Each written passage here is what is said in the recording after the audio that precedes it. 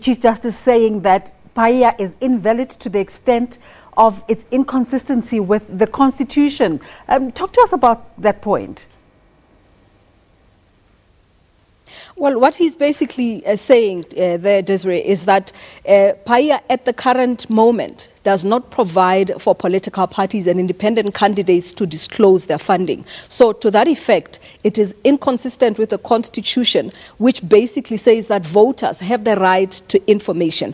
But also, I think if we can go into the issue of the separation of powers that I mentioned earlier, to say that you know that there is a parallel process that's happening in Parliament at the moment. The National Assembly adopted the bill, but it is now in the National Council of Provinces. We had yesterday comments from the EFF and the DA coming out of the National Council of Provinces yesterday. But what will happen to that these two processes can run parallel. These two processes, he says, can run parallel. That in fact, what the Parliament is working on is the recordal of political party funding in terms of the bill, but that it doesn't necessarily talk to the issue of whether or not political parties should disclose, and that is the decision that was made here today. Desiree? Have you been able at all to interact with representatives of My Vote Count and their reaction to this?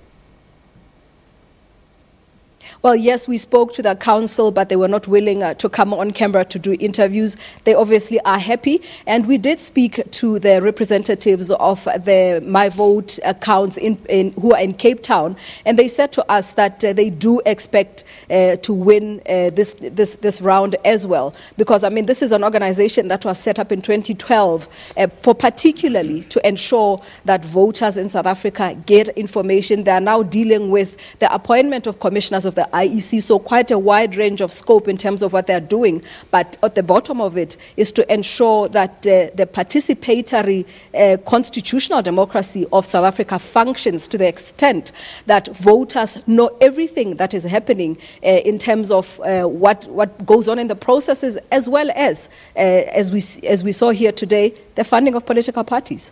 Thank you so much, Ntakwana Ngatana, coming to us from the Constitutional Court this morning.